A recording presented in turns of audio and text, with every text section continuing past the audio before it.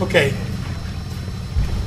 The canopy and the cowling and the windscreen have got a bad rap, basically I believe because there's been a lot of people that have broken them, you know, trying to put the canopy on.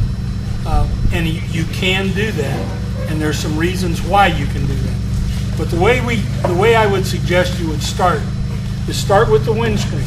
Okay, it's polycarbonate and it's bulletproof. You can drill it, and even when you break through the back side, it won't crack it. Okay, now you don't just want to slam through it, but if you drill through this, you won't crack it. If you drill through this with a regular drill, you will. There's a high percentage of the times you'll crack it because as that flute goes through the back of the catches the back of the back of the plastic, it jerks. That cracks it. Okay. Start with the windscreen and don't put any big holes in here. Any bigger holes, then you're going to use Cleco. So I started with this side and I Clecoed it in place with 30s. Okay, all the way down here. Now you got a reference point to start with. You start working it over, and the trick to this thing, in my opinion, is take nylon or vinyl black tape, electrical tape, and you walk up here and this windscreen is all sticking out over here, and you put a piece of black electrical tape right along half. I draw a line on half of that piece of metal that runs across there. Split it in half with a black line.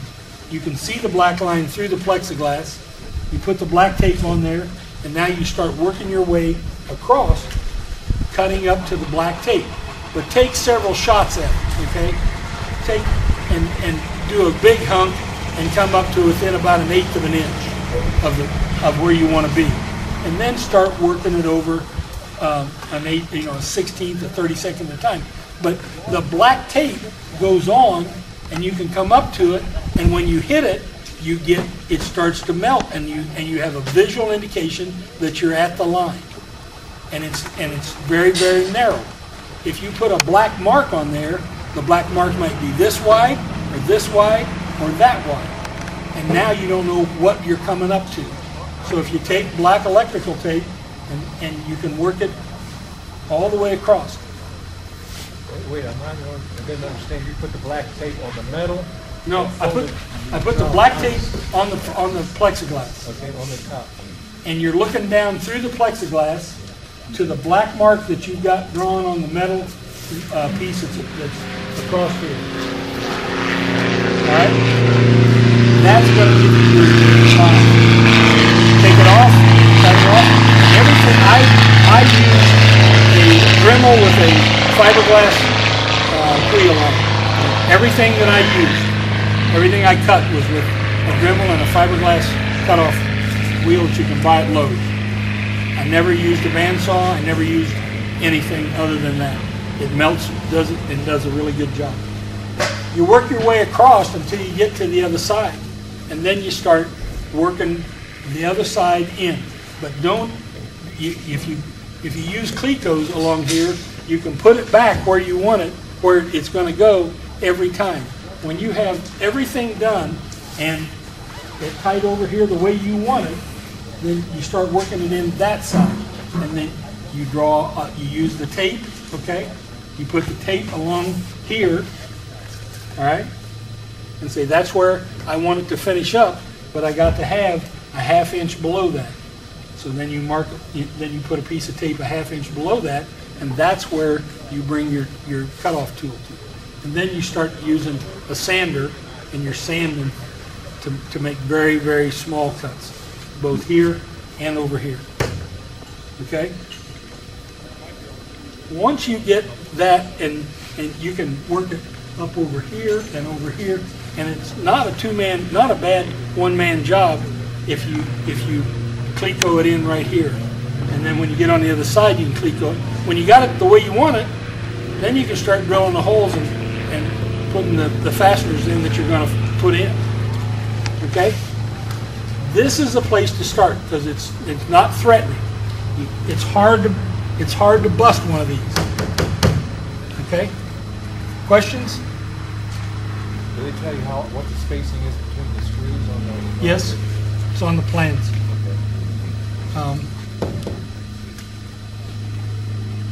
The cowling, or the canopy, is a whole different world. But you want this in place, and you want this nailed down to your bow before you start the canopy, because you want something finite to come to here.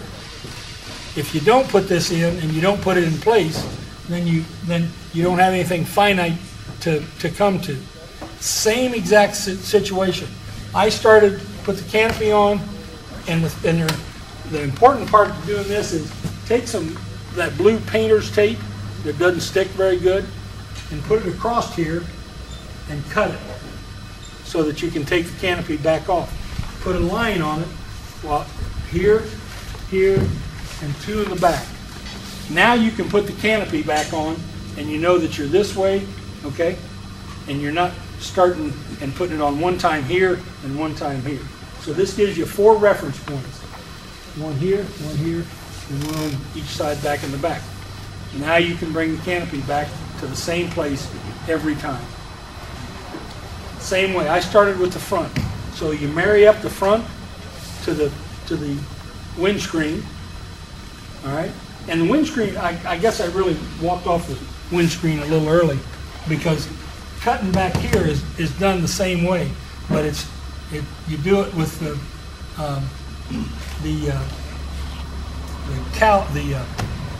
canopy bow, the windshield bow, and you don't put this metal piece in place until after you have fit the canopy, the windscreen, and you've got the holes drilled.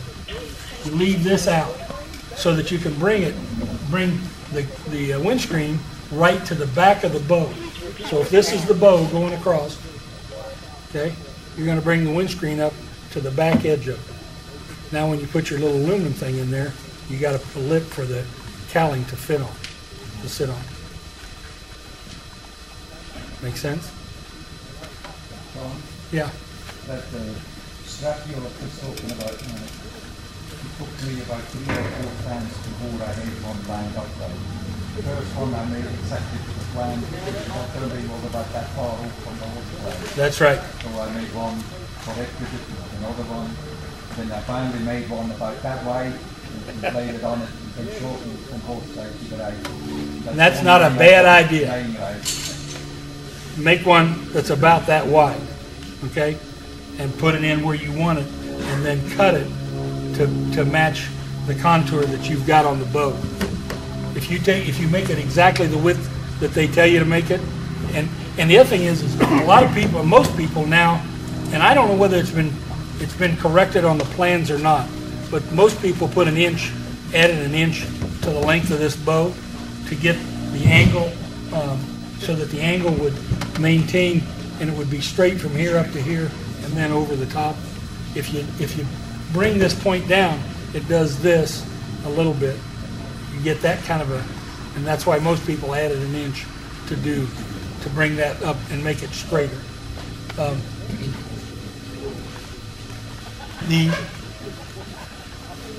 canopy is plexiglass, and I never used a drill when we did Will's canopy. We never used a drill. I took a Dremel tool that had a blunt end on it and serrations. It was about a little 1/8" Dremel tool it had serrations on it. Put it on the Dremel. Wherever we wanted a hole, we melted our way through, enlarged it, countersunk it, and that was the end of it. We never ever drilled. Now a lot of people have been very successful with those plastic drills that have about a point on it about like that. And in essence, what you're doing is you're melting. You're not cutting anything, you're melting. And the key is, if you will melt this stuff, you won't have crack problems. Okay? You start with the front of the canopy, and you just keep working it with the tape and how it's fitting. But what you have to remember is that Now it's still outside the canopy in the back. So your canopy is sitting there like this, which makes this angle wrong. And there anything you can do about that? So you bring the front in and make it fit perfectly. And nail it down, okay? And then you go to the back and you start to bring the back in, and the tough part is how much do you take off to make it come inside the turtle bed? And you have to sneak up on it by using the tape, sneaking up on it. What you're doing is you're changing the front as you bring the back in. Because if you look at it, when you bring that back down, you rotate this corner forward. So your canopy's sitting there doing this, which makes this all wrong again. All right? So you have to bring the back in, and then you have to work the back and the front at the same time to get it all to come in and set down on your bows the way you want them to. That is the hardest, because you're fitting it into a V. You're bringing a piece you're bringing that canopy into a V. As you bring it down, as Will and I found out again, as you bring it down, it messes it up, clear up into here. It makes it tight all the way down. In fact, down here, you'll wind up probably taking another 1/8 off to get it to fit. The key that I found from a guy named Chris Bullinghouse, who got thrown out of the Sonex community, he came up with the idea to use a joggle strip. And a joggle strip is simply a flat piece on one side and a piece that's joggled like this on the other side. When you put those two together and you clamp them here, you basically put pressure on whatever you've got up here that's being held. And that's what's going on right here. This is the outside strip, and inside here is a joggle. These rivets right here do not go through the canopy. They only go through another piece of aluminum on the inside. Now, if you do it the way Sonex says to do it, you're going to rivet through plexiglass right here, right there. And I took one apart that a guy had done, and out of the rivets that were in there, there was only 3 rivets that had not cracked out through the bottom of the hole. And that was an assembled canopy. So while it doesn't look as neat and clean as having this line move all the way back to here, if you'll use a joggle strip, you can put a canopy on without a great deal of fear that you're going to crack it.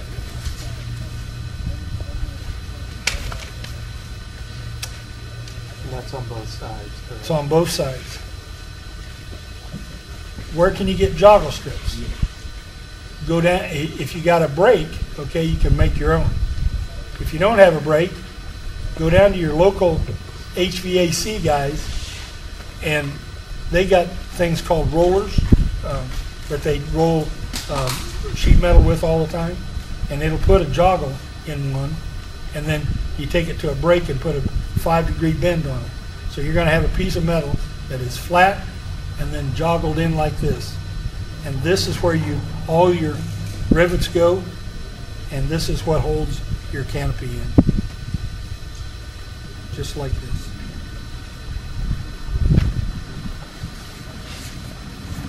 I broke a canopy. David broke a canopy. Who else broke a canopy? Who else broke a canopy? Dick Fisher broke a canopy. It's really easy to do. Because, well, you know, I honestly can believe, I've heard people say that the new ones that they got are so much more pliable that you don't have to apply quite the force that you did on the old ones. I mean, the old ones, when you put them on there, they stood out like this, and then you had to push them in. And that's what made the canopy fit the way it was supposed to or whatever. But the pressure that you had to apply was very, very high to get it to come in. Will's got the stock canopy. My canopy was the new canopy. It was very pliable, very easy to work with. And it came to me in the box, if you haven't taken it out of the box yet, you know, it's a long thing. And it takes you a couple seconds to figure out how to put it on the airplane. It doesn't go the long way this way, it goes the long way this way. It wraps around that way. And my canopy had masking tape on from Sonex, and they told me that was the rough cut that you should cut. I used that with a grain of salt. Follow that outline, but if I was going to do it again, I would have cut it. I would have cut right down the middle of that tape rather than on the edge like they told me to. Because we started off pretty tight to begin with. Yeah, we did. The other thing I did in my canopy is I used an adhesive. It's like a Seaguy adhesive, but it's something built by General Electric silicone. And I put an adhesive inside here, the joggle strip, and along here, just to give it a waterproof and an adhesive seal. You might think about doing that when you're putting all this stuff together. Was it just silicone or something? It was a special silicone that was made to work with, they said it was safe for Lexan, for polycarbonate, or Plexiglass. plexiglass. Anybody, Dave, you got anything you want to add? I mean, when you were doing yours, that you... No, I'm just hoping the new canopy is a lot better than the other. Is it still temperature sensitive? I know when I had Not the new mine, one. you didn't want to touch it unless it was 70 No, degrees. new one, we were working on in the winter. Yeah, we Is that did. right? Jeremy told us that it's a new material. Mine, I've got mine in, We got our kids. got my kit in January of '05. The canopy came in January of '05. Another thing I did is I put a piece of welting down underneath this part of the canopy right here to seal up. When you put this together and you start tightening it down, you're going to get it'll start puckering here. So you might want to put some kind of a webbing in there. Some people use foam just to seal up this part from the engine cowling. It keeps any smoke and vapors and stuff like that from crawling up to the top of your or the bottom of your windshield. John, instead of riveting along the side, some people are putting screws in and fitting it. That's not a bad idea. If you want to put just screws and bolts. Yeah. It's a little more time consuming, but how many times are you going to take the cowling or the canopy on and off? So, yeah, it can. And the other thing is they tell you to drill and tap this bow to put this in. Where's Michael? Michael, would you recommend that process, or would you just drill through and put nuts and bolts in there? I ended up tapping it again, and as long as you're paying attention, Oh, okay. yeah, it's just don't get distracted while you got to tap halfway in. Okay. When you drill all the way through, you really weaken the bow. Yep, you do. Yeah. But there's some people have done. You put any side pressure on it with the holes drilled all the way through, you're going to snap it. Yeah. That's why they come up with the drill and tap method, I think, as opposed to putting. But you only have about 2.5 threads or 2 threads of a screw that's holding in that bow. Now, the one here is solid. This is solid. This is tubing. Okay. The canopy is. Who else is? Go ahead, David. Come on. I use steel on my windshield boat. Did you? I mean, my canopy boat. Did you really? Yeah. Okay. That's a good idea. Make it more rigid for that. Oh, for going back. The other thing is while I got your attention, the American Sonex Association has received a lot of neat stuff over the years from guys who finished their airplanes. One of which we have a set of the piloted drills that you use to drill the wings in with, and those are free just for the asking and pay the postage to get them to you and get them back. They work extremely well. We also have number 21 Clecos that Dick Fisher donated to us last year that when you're putting a spar together, you need a lot of 21s when you drill it up. And if you need those, you can borrow those for the postage.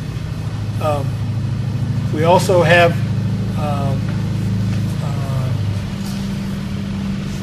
Rod Dunham just gave the association a set of spar form and lightning hole to take swedging dies, flanging dies that are available. So we're slowly but surely we can get you into the business and get you some specialized tools that you don't have to buy. So if you need it, give us a yell. Yes? Yes, somebody has it.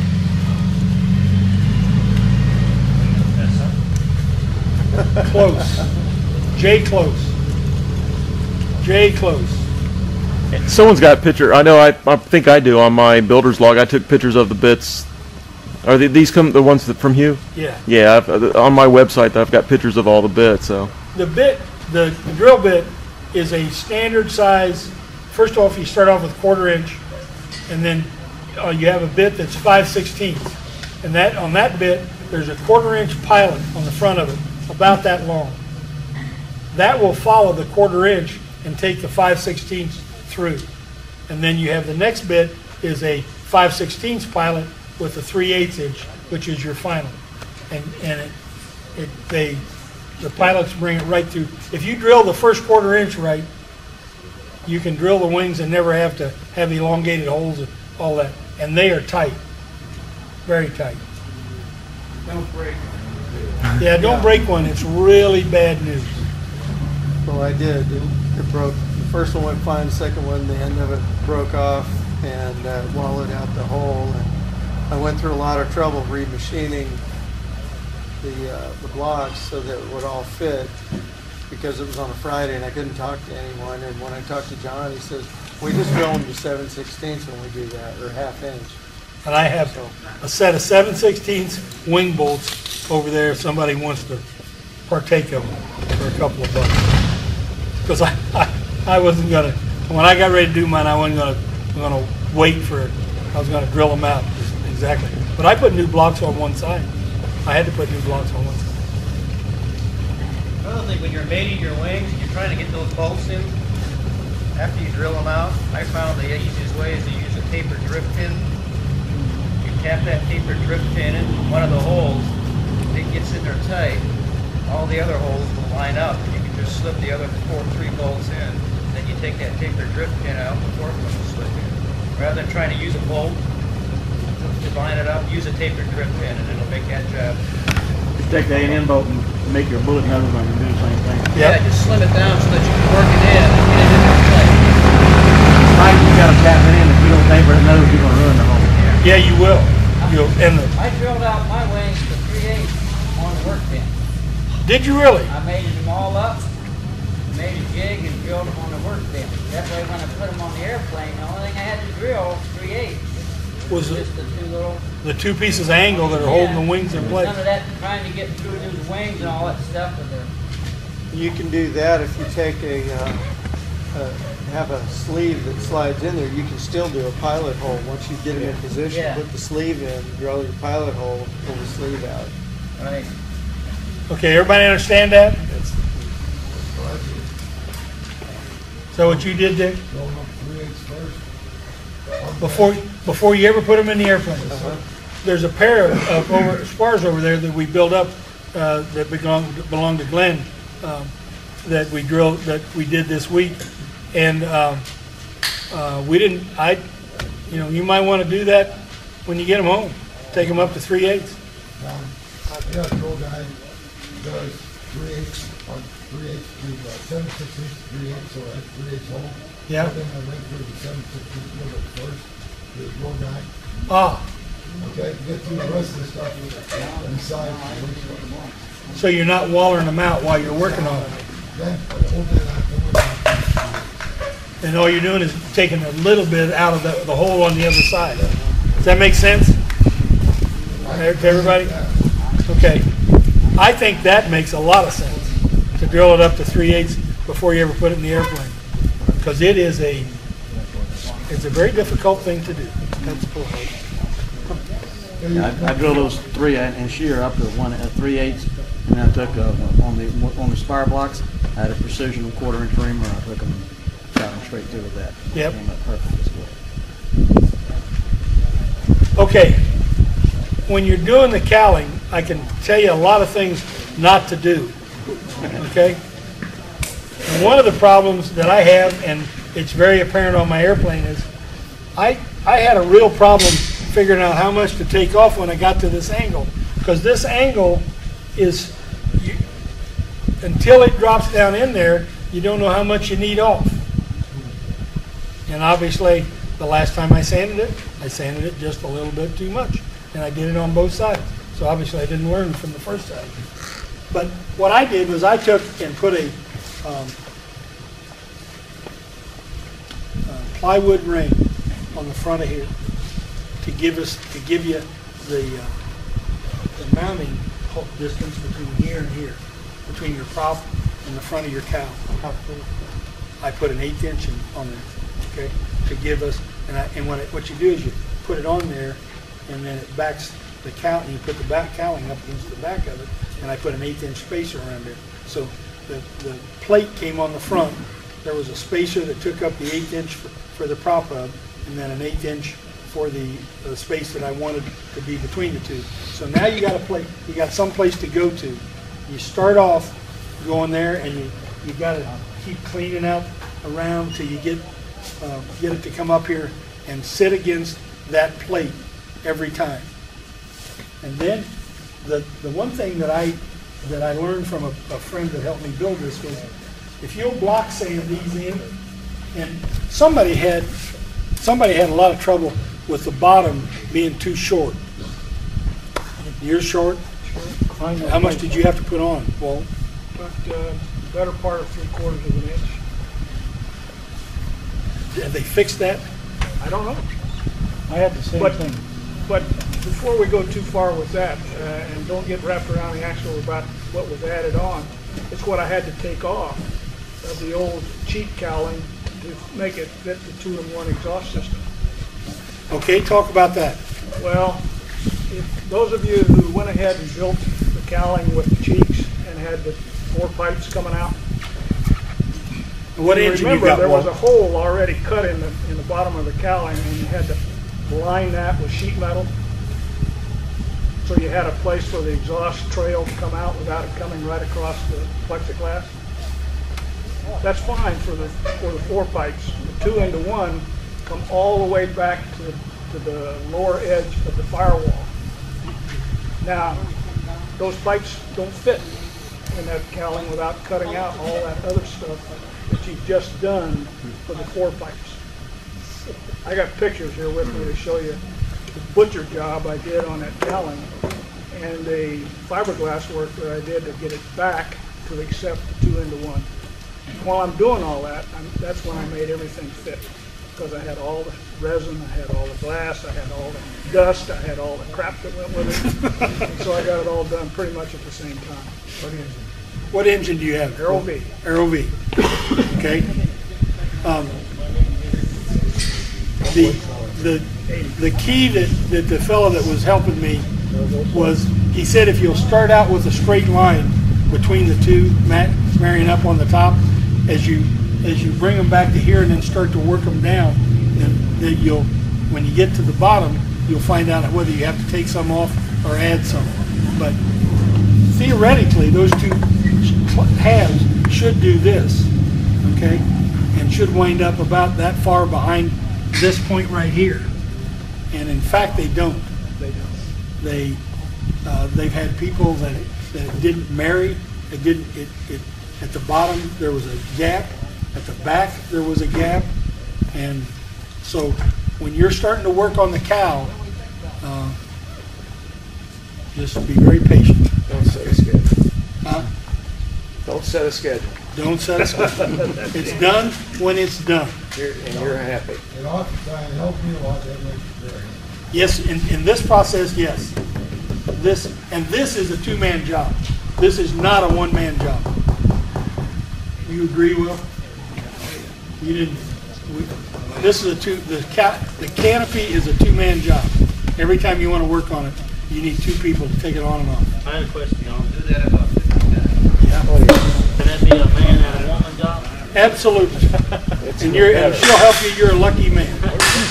What about that idea of using a fixture in the canopy? I don't have any experience with that, and I have no idea, and I can't. Did anybody use a fixture? I made a wooden fixture. Did you? How did you? Tell us about it, Russ. Well, say I had the original canopy where you couldn't touch it under 70 degrees. Right. So it helped a little. It helped hold it in place while you were trimming it. And, Okay. and hold it to shape. Yeah. Did you use it as a? Did you trim to it? No, Or did you no. I you just trimmed had like you did. I some- shaped it. I just used it as a holding fixture to hold it in shape. So you took it off the airplane, put it on your holding fixture, and you worked on it on the holding fixture, and then took it back to the airplane. Yeah. Okay. There are people who have built them to fit this, and cut to it. And I don't know how you do that, but maybe you can. Gus outlines it on his website, and it seems legit. For anybody to use, they just brought that back. Okay, we have another piece for the association. This is the hub. This is the hub that Dick Fisher used to do his. Didn't he? That hub. It's Rick Spriggles. It's Rick Spriggles. It's a Jabiru, yeah.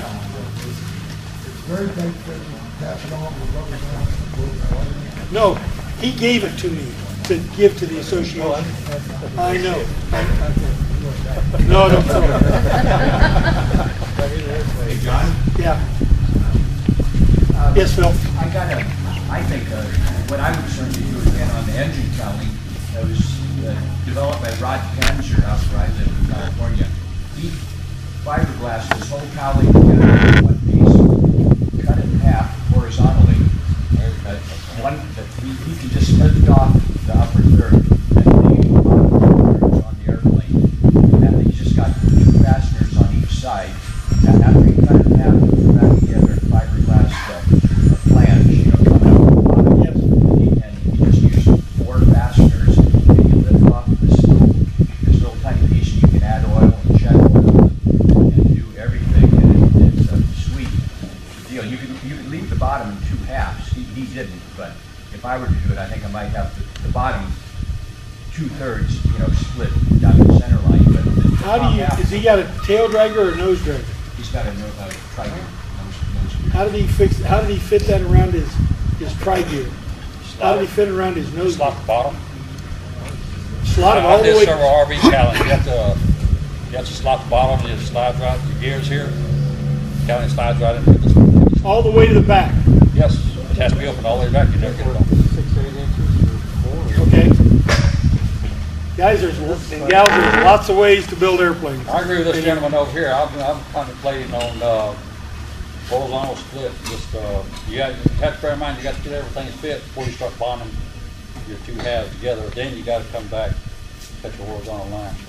Plus, then you got to cut. Then you got to build a flange on the inside. And then you can just you can do it, have it butted up just like the RVs.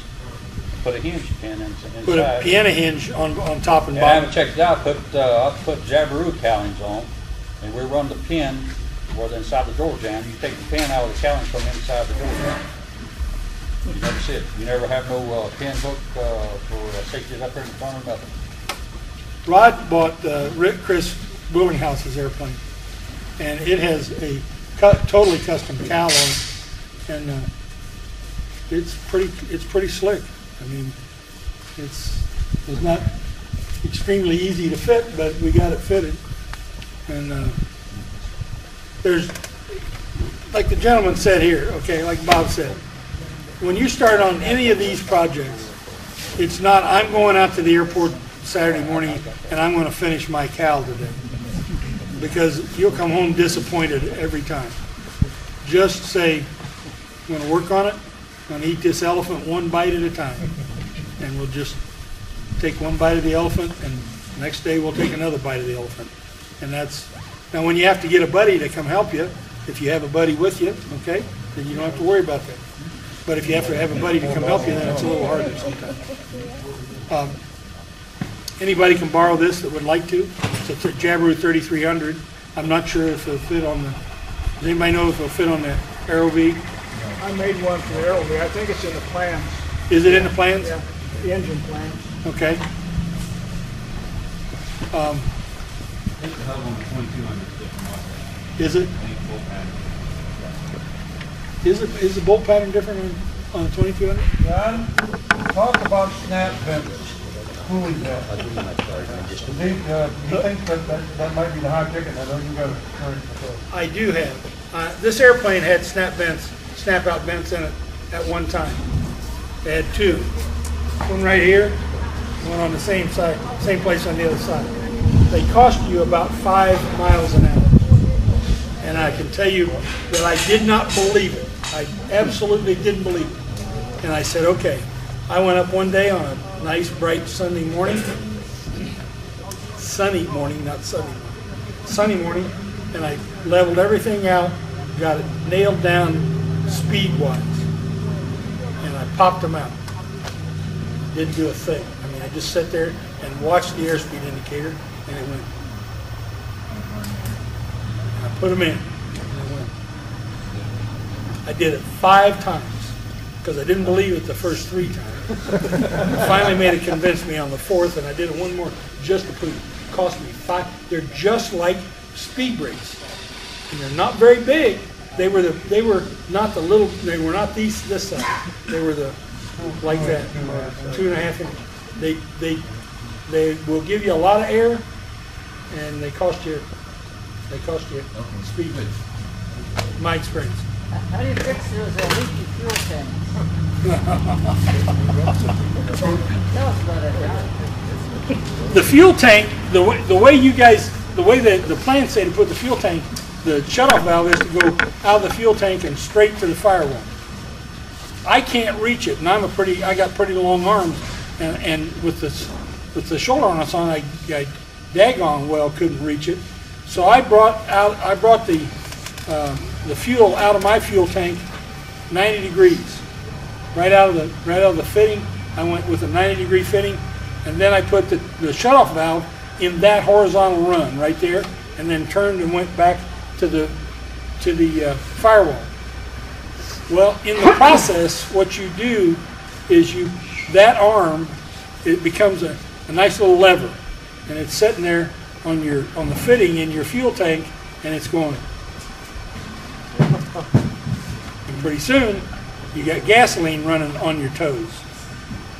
And so you put it on the ground, and you find out that you have wallered out that fitting in the back of the tank, because that fitting is flush with the back of the tank, and when you put that pipe fitting in there, you got no way to hold against it.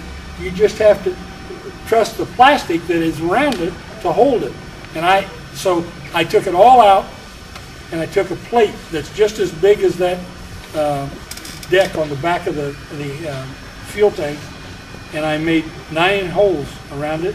I heli-arced a new fitting into it, and I then put it on with Pro Seal. And you put it with Pro Seal on the back, and use self-tapping screws, and then take them through the Pro Seal so that they are sealed as they go in. And that's how you fix a fuel tank, and you do it upside down on your back with your feet up over in the turtleneck. John, people want to look at mine. We just put a long push-pull knob at an angle, and I just pull. That's what a lot of people do, is to take it straight out. But I still think that you need to remember that there's vibration on that fitting. Okay, if you run into that, you can take it and put a plate on the back with Pro Seal around it, and fix the problem. John, one of the things I did on mine is I have the 2 cigarette lighter powers underneath the control panel. And the pilot side, I run my GPS off of that. I ran that one straight to the battery without going through anything. So the other one's on the master switch. So that one I can crank up my GPS without turning anything else on and play with it. But the other thing I did it for is I can take a trickle battery charger, and I can just plug it in there. That's a great idea. Without having to pull the collar. Because I took one and put it to the battery and brought it out at the oil. But that's even better. if you take the oil filler cap off, I can plug in a little battery charger. And guys, I can't tell you how many times I had to take the cowl off and put the battery charger on in the first 3 months because I always left the dadgum master switch on. I've got that Cessna 140 out there, and I've got a solar panel. To trickle charge it? And when I get out of the airplane, I just plug it in, and I've got a wire going to the battery like that, but I fuse it. You want to fuse the wire. Right. It doesn't matter where the source is coming from. When I get out, I just plug it in, sits out there all winter. I go in there and crank them, and the battery's ready to go. You can get them at Harbor Freight for about $9, I believe. They're about that long. Just set it up on your windshield inside. Very good. If a lot